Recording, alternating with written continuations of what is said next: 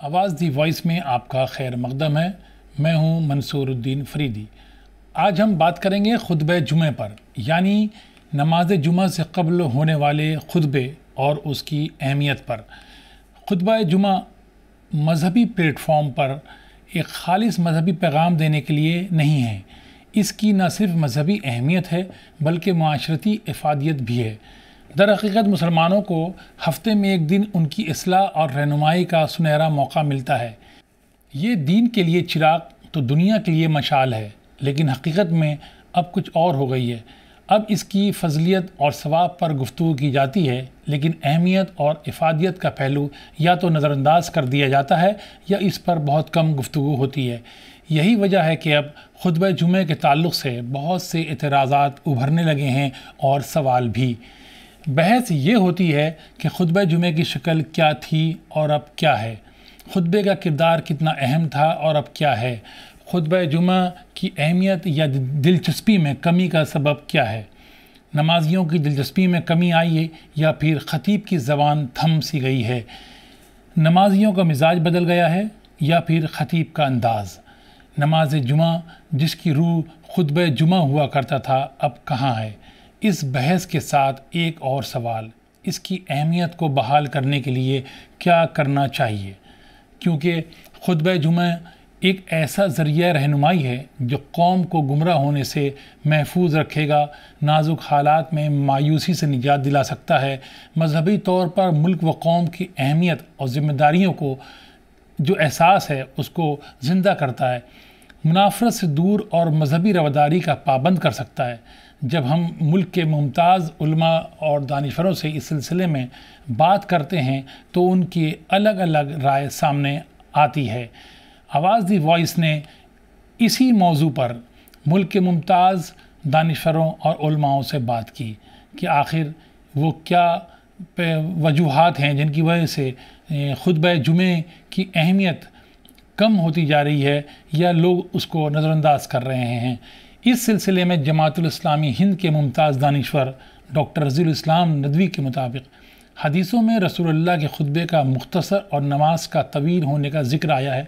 دراصل اگر خطبہ طویل ہوتا ہے تو لوگ اکتانے لگتے ہیں، بیزار ہو جاتے ہیں، بات اکثر مختصر کی جائے تو دل میں اتر سکتی ہے۔ وہ کہتے ہیں آج کل خطبے کا ایک بڑا نقص یہ ہے کہ خطیب طویل خطبے کی کوشش میں بہک جاتے ہیں، ان میں بے بنیاد کہانیاں اور قصے شامل کیے جاتے ہیں، اس سے گریز کرنا چاہیے۔ ڈاکٹر رضی الاسلام کے مطابق خطبے کے لیے کوئی شرط نہیں ہے، کوئی عالم یا مفتی ہو یہ ضروری نہیں ہے، کوئی ایسا شخص جو قرآن پڑھ سکتا ہے اور جو حدیثوں کو بیان کر سکتا ہے وہ خطبہ دے سکتا ہے۔ اظہار خیال اپنی مادری زبان میں کی جائے تو زیادہ بہتر ہوتا ہے اور اس کو سمجھانا زیادہ آسان ہوتا ہے۔ اہم بات یہ ہے کہ وہ خطبہ دینے والا آیات اور حدیثوں کو درست انداز میں پیش کر سکے۔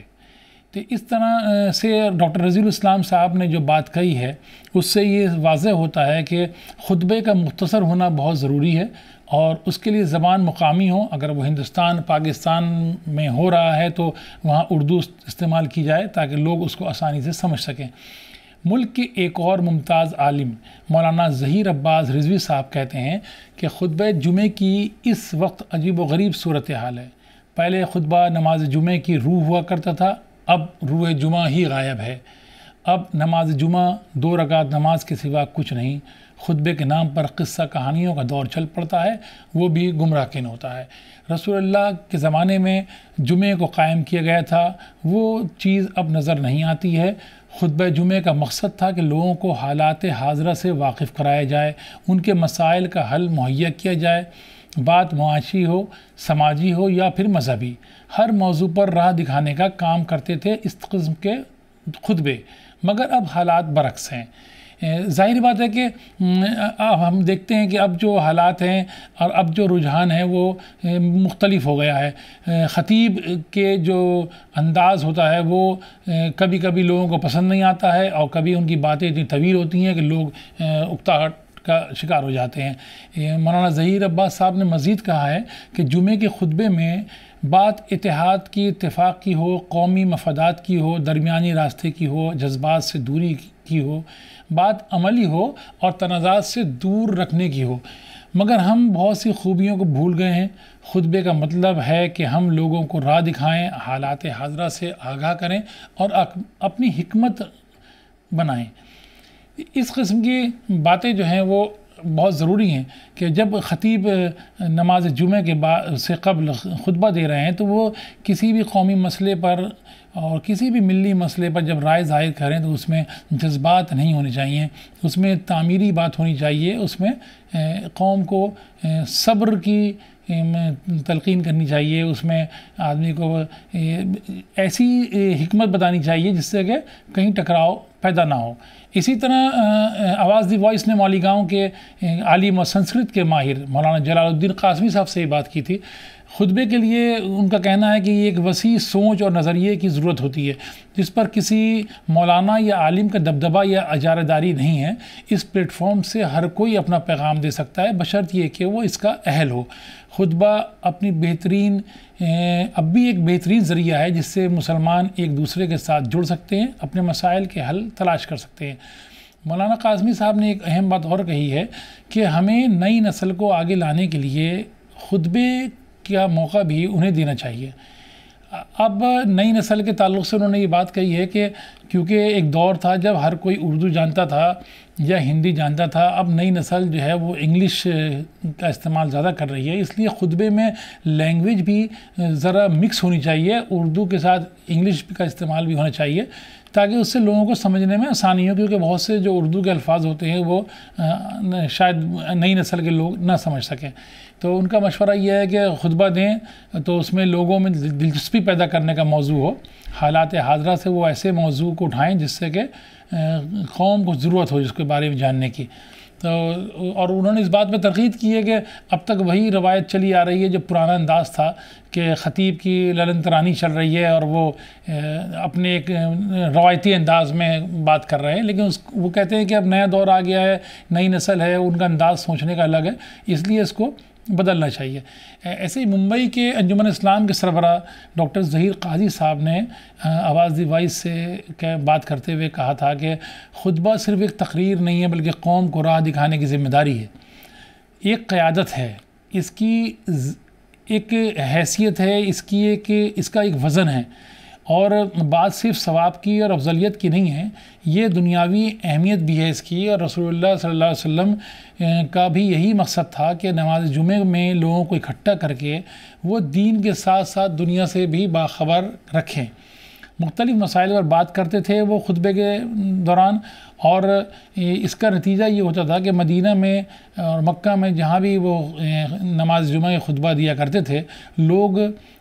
دنیا کے حالات سے واقف رہا کرتے تھے اور وہ جو مقامی مسائل ہوا کرتے تھے ان کا حل بتایا کرتے تھے۔ ایسے ہی قاضی ظہیر صاحب نے اس بات سے زور دیا ہے کہ خطبے میں خطیب کو ٹکراؤ کی باتوں سے گریز کرنا چاہیے، موضوع کا انتخاب دانشمندی کے ساتھ ہو، سیاسی باتوں اور سیاست کے تنازع کو شکل نہ دی جائے، ان سب چیزوں سے قوم کو بچایا جائے، تعلیم تربیت پہ زیادہ زور ہو، اخلاقیات پہ زور ہو تو بہت بہتر ہوتا ہے۔ انہوں نے اس بات پہ بھی زور دیا کہ اگر خطبے میں کوئی پروفیشنل کو استعمال کیا جائے، کسی پروفیشنل کی خدمات لی جائیں، اگر وہ ڈاکٹر ہوں، انجینئر ہوں، وہ سائنٹسٹ ہوں تو ایک اچھا چلن ہے۔ اگر یہ چیزیں ٹرکی میں استعمال کی جاتی ہے تو اس کو آپ کہیں بھی استعمال کر سکتے ہیں، اس سے نمازیوں کا جو لوگ خطبہ سنتے ہیں ان کی نالج جو ہوتی ہے وہ بڑھتی ہے اور ایک موضوع کے اوپر بہت اچھی اور اوتھینٹک باتیں ان کو معلوم ہو سکتی ہیں۔ تو اس پہ انہوں نے زور دیا اور بات یہی کہی ہے کہ بات جامع ہو، مختصر ہو اور دل و دماغ میں اترنے والی ہو۔ ایک اور ہمارے دانشور ہیں دلی کے خسرو فاؤنڈیشن کے کنوینر ڈاکٹر حفظ الرحمان صاحب، انہوں نے بھی بڑی اہم باتیں کی ہیں اور خطبے کے اعتبار انہوں نے نماز جمعہ کے خطبے کو ایک گائیڈ لائنز کا نام دیا ہے کہ انسانوں کو معاشرے میں کس طرح رہنا چاہیے، ملک میں کس طرح رہنا چاہیے، سماج میں کس طرح رہنا چاہیے، نظام تجارت میں کن اصولوں کو فالو کرنا چاہیے یا اس کا پابند رہنا چاہیے، ایک دوسرے سے انٹریکشن کرتے وقت کن اصولوں کو مد نظر رکھنا چاہیے، یعنی کہ ہر وہ چیز جس کی عام زندگی میں ضرورت ہوتی ہے وہ خطبہ جمعہ کا حصہ ہونا چاہیے۔ ایک طرح سے ایک عام آدمی کو وہ گائیڈ کرنے کے لیے بہت اہم ہوتا ہے۔ بات واضح ہے کہ خطبہ جمعہ کو بااثر بنانے کے لیے علماء اور امام کو کوئی نہ کوئی پہل کرنا ہوگی۔ اندازہ عام خیال یہی ہے کہ جو انداز ہے اور جو بیان ہے اس کے بیچ میں ایک تال میل ہونا چاہیے، موضوعات پر غور کرنا پڑے گا تاکہ لوگوں میں خطبہ جمعہ کی اہمیت کا احساس ہو، وہ نہ صرف اس سے سنیں بلکہ عمل کرنے کے لیے بھی کوشش کریں۔